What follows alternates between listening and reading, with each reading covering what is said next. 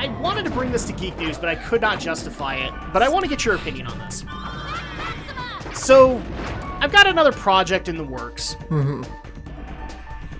I'm not going to go into too many details on it because it may or may not be up at this point. But basically, it's going to be another podcast. Right. And so, we actually just barely recorded. We record like once a week, and we covered a story that absolutely pissed me off. So, by the way, Elemental hit. Elemental hit! There we go. Elemental hit, baby, because I'm Dr. Rose, and that's what I do. I'm a super genius. You gotta realize that, Alex. I'm a super genius. Super genius, super genius. You're super Don't make genius. fun of the American dream, Dr. Rhodes. I am the son of a plumber, and I will kick your ass. It's going to happen, and I will do it in a leotard made of purple polka dots, because that's what I do. He thinks I'm kidding.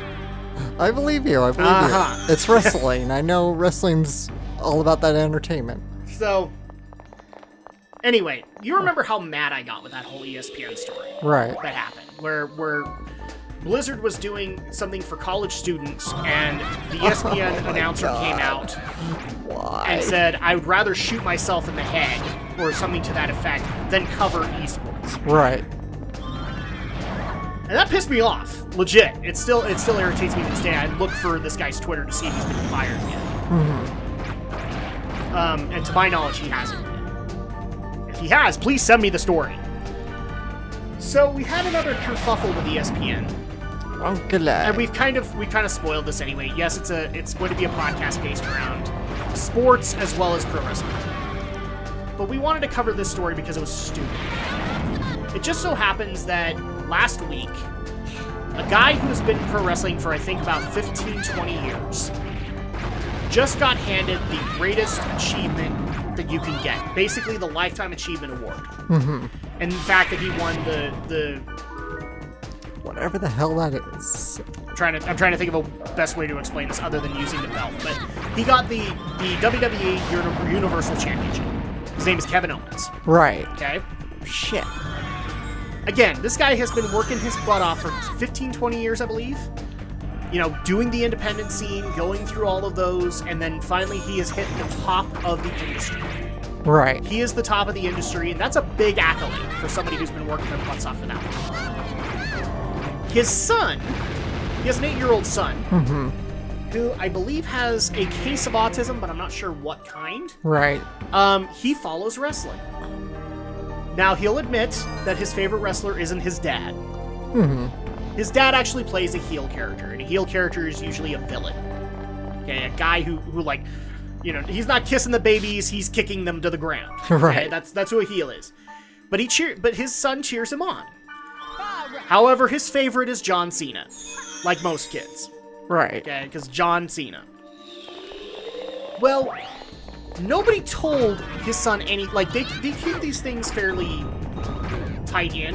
Mm-hmm. I think his wife knew, but the son didn't. Right. He was going to get this championship. And so they rigged it so that the wife could record, like on her phone, him reacting to his dad winning the championship. Mm-hmm. And I've seen the video. It's awesome.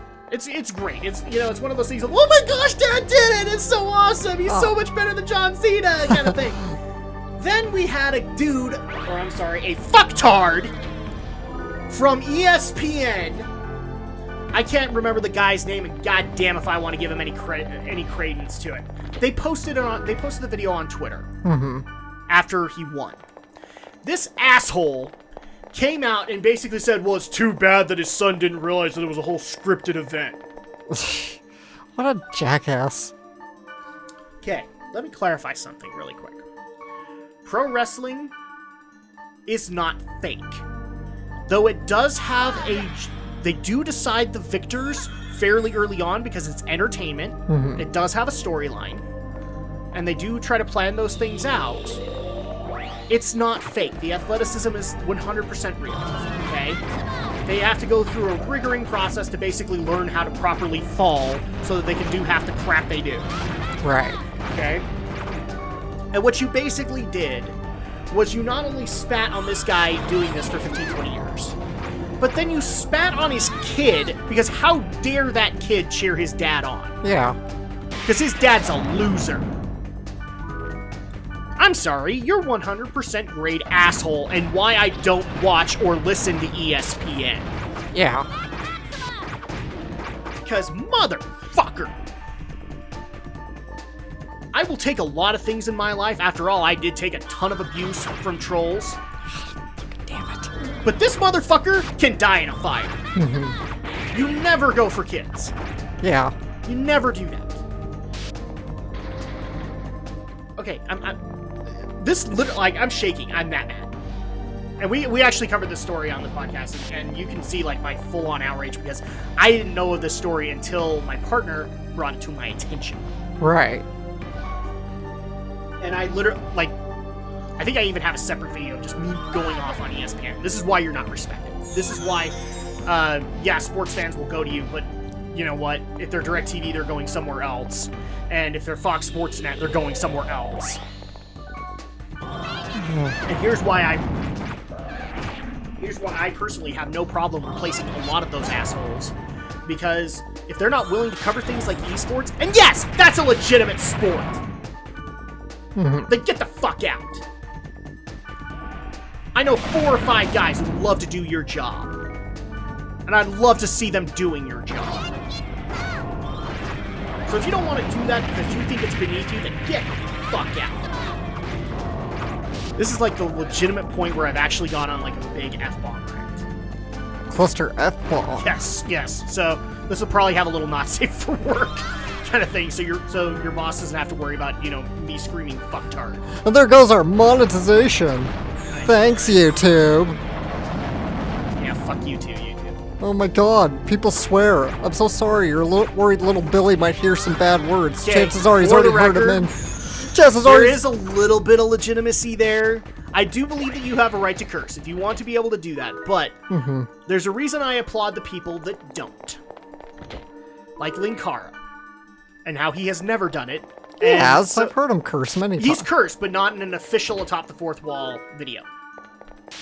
By curse, I mean he's never dropped an F-bomb, he's never said... I think, yeah, he's made it so he doesn't say shit, bitch, fuck. I don't even think he says bastard. So any of George Carlin's 7 words. Oh, finally, we're at the end of this godforsaken dungeon. 10 floors of hell! Yes, so Purple Mist, and thankfully, because people are probably just sick and tired of me talking. So there you go. You guys can look up the story and let me know what you think. I actually thought about bringing it to Geek News just to get you guys' opinion. I might still do it because it's that irritating to me. You might as well. Might be a nice plug for the other podcast too. And no, Geek News is not going away. I'm just doing other podcasts. Oh, I cast boss because I thought there was going to be a bug. It's just a cutscene. But you're dealing with a boss. The rock on the rocking chair. It's a boss.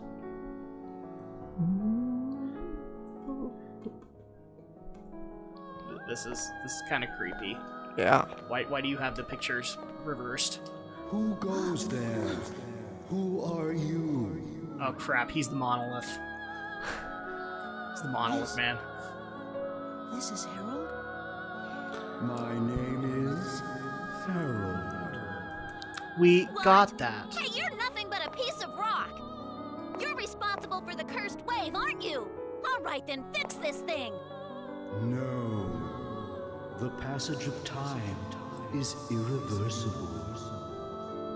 Birth or death.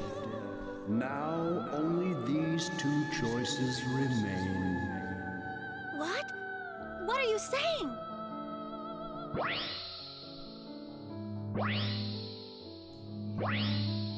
Aura.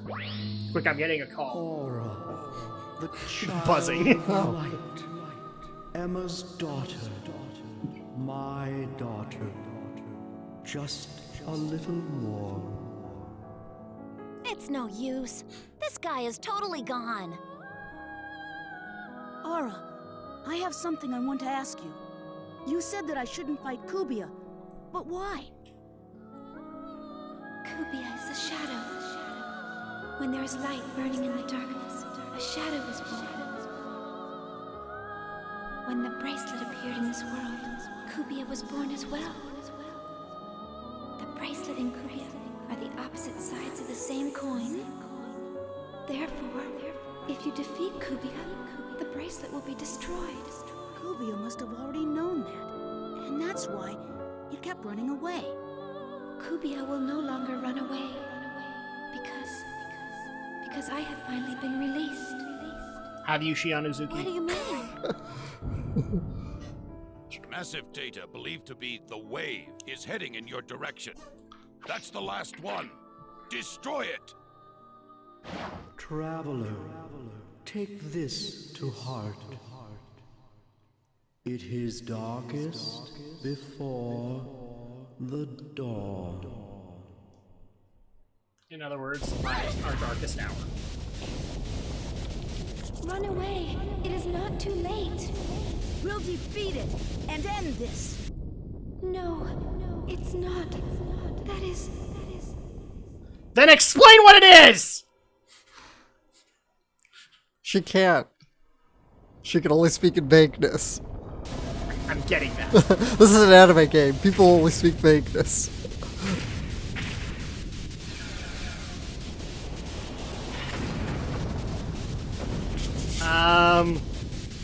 We didn't do it, right? No, not at all. Okay. No, you guys saw it. We didn't do it, and Alex just attested to it. We didn't do it. We didn't break the world again. We didn't break the world. It was broke before we ever darkened its door. There we go.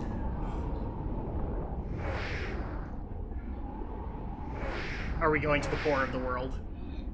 Not quite. I'll tell you what we are doing. We are free falling. Hi, Cubia. You got big. Cubia. Well, hi there. Is it time? It's time. It's time for us to finally defeat Cubia. It is. The world. I hope you have all the items you need. Yep. Oh. That's why I grind. Physical tolerant. Use magic! Alright, so we are taking... So that we're... So Cubia is a dungeon? Or are we going to make our way to the actual Cubia and then... We're gonna make our way. Or is this all the fight? We are gonna just slowly, gradually keep getting closer to him. Okay. So this is gonna get weird very quickly, but it's okay. We like weird sometimes. We do. It works. I'm just gonna point out that Cubia Core is a Metroid. Because I haven't done that enough. Meteor strike! And meteor swarm! Kill I Gamora. completely agree with the whole hay fever thing. Because my eyes are... It is really just bad today. Yeah. Wow, we're nerds and we're allergic to stuff. Who would have thought? I know.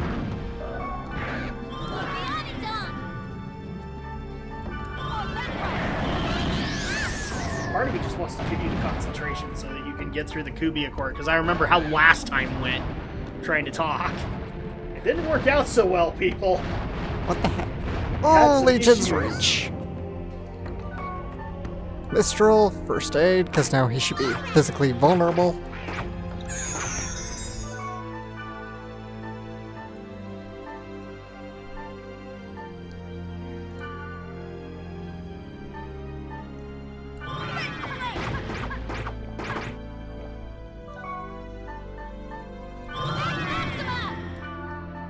Not you, Mistral. You stay on first aid.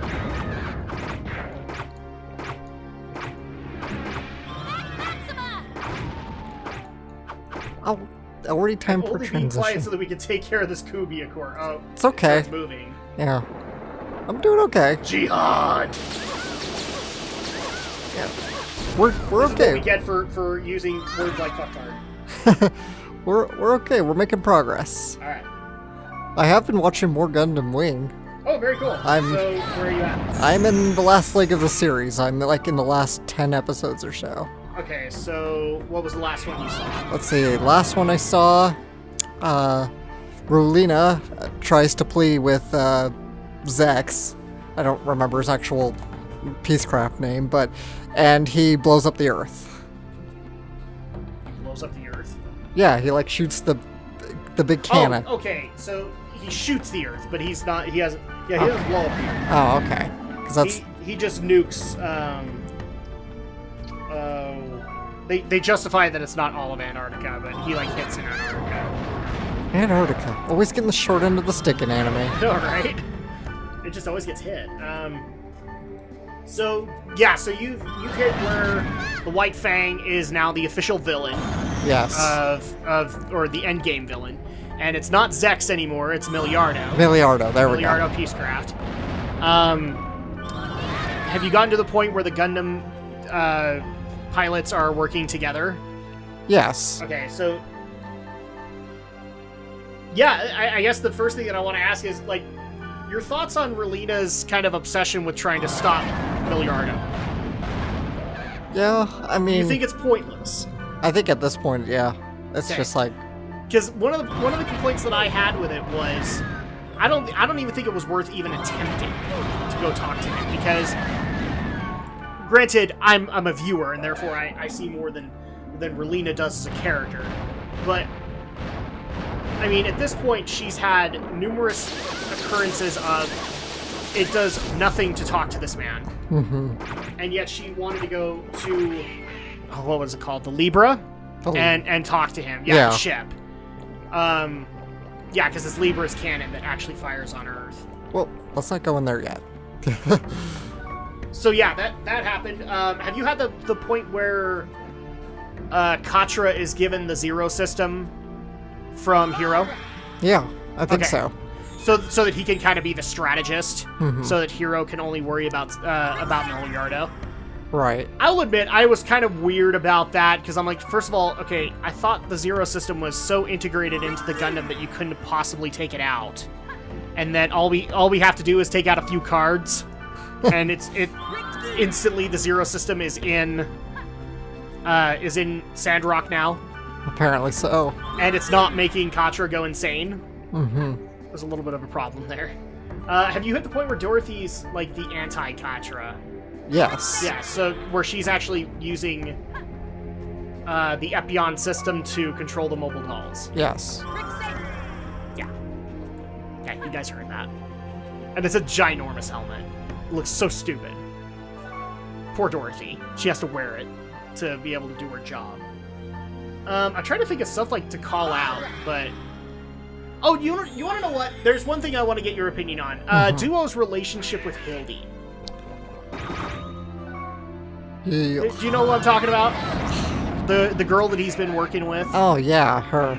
So, like, he first meets her by basically screwing her. Right. Because he's trying to get access to a mobile suit so he can take revenge. And then there's, like, occurrences here and there where he just continues to screw her. Right. And yet they're together. Yet they're a thing.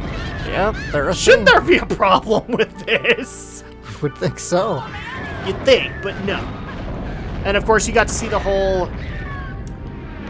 moment that pretty much defines the latter end of Wu Fei's character development in the entire series, where they give him his final training with Ultron, and in order to teach him the meaning of integrity, they blow the colony up.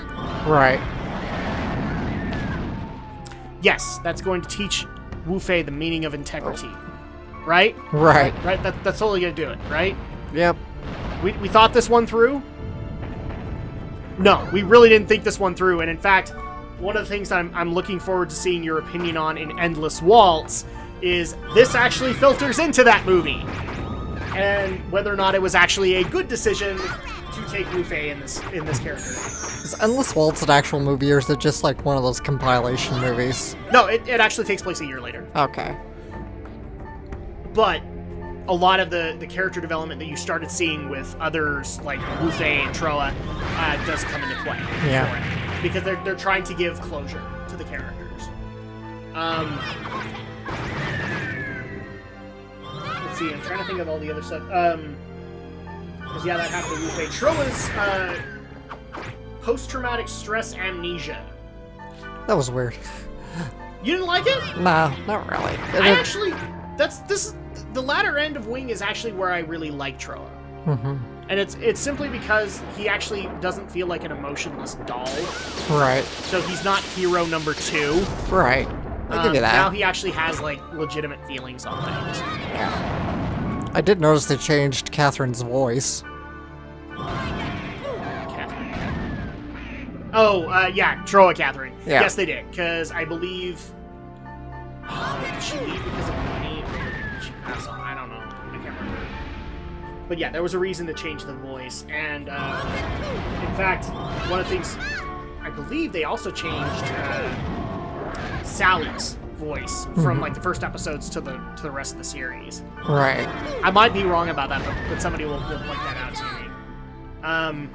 Let's see. So we had that development arc. We had Katra dealing with the Zero system. Oh, how did you like the fact that in order to help them deal with their problems, Hero just goes, "Take Zero."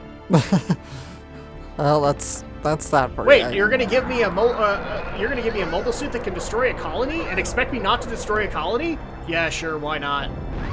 Ow. And through that we have amazing character arcs determined and defined through piloting the Zero system, or piloting the Wing Zero.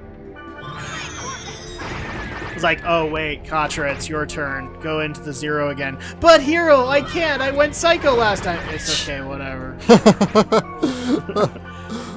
I always love that concept because it's like, okay, wait, I thought you were the only person that could pilot it. I want another turn. Especially with that whole Zero system prologue that we get every episode, where only Milliardo and Hero can pilot, and yet he's like, go ahead, pilot this mobile suit. It won't kill you, I promise.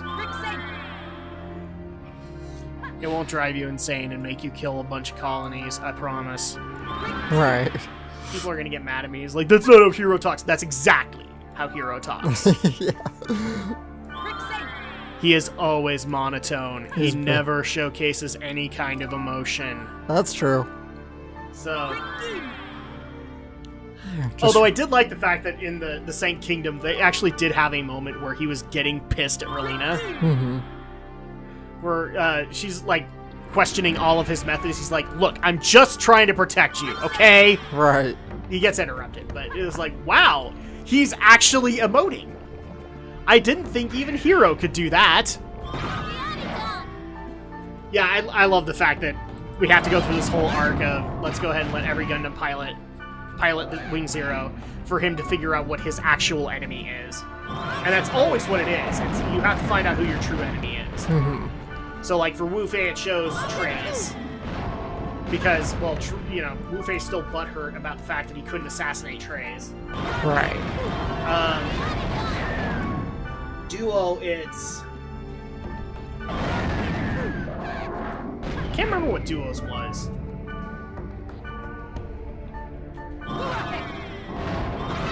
Troa, he actually discovers his memories through it. And then Katra's just afraid. He doesn't need a second bout in Wing Zero. Oh, and I actually wanted to ask you, what did you think of Peace Million? Remind me. The ship that they're on. Oh, yeah. The ginormous triangle. Yeah, that's pretty cool. I actually always thought it was kind of funny. It was like, really? So you hit this ginormous ship? Because here's the thing, like, Libra and Peace Million are supposed to be like the biggest ships that have ever been made in this universe. So I'm like, okay, well, Peace Million comes out of nowhere because it's been hidden for so long. I was like, where did you hide it? Because this is a freaking big ship. I don't think you could hide that in the middle of a meteor, dude. I don't think you could hide that in the middle of a colony. You had to have had pieces or something and hid it somewhere, but I was like, okay, how on earth did you... Because Libra, they didn't hide, they constructed it. So what do you think of the endgame? Like, the fact that Milliardo is basically saying the Earth is unworthy and needs to be destroyed. Yeah, so far I'm enjoying the climax of the plot. You don't think it's a little megalomaniacal? I mean, it is a little typical, I guess, a little cliche, but, you know, it works, We in space are better! Yeah. That's basically his argument. We people in space are better! We're gonna destroy the Earth! Yeah, but what about all the debris that's gonna come at your colonies from destroying said Earth? Yeah. We don't care! People on Earth are bad! Whatever, dude. Oh, actually, no, there is another one that I want to ask. You know who Cans is?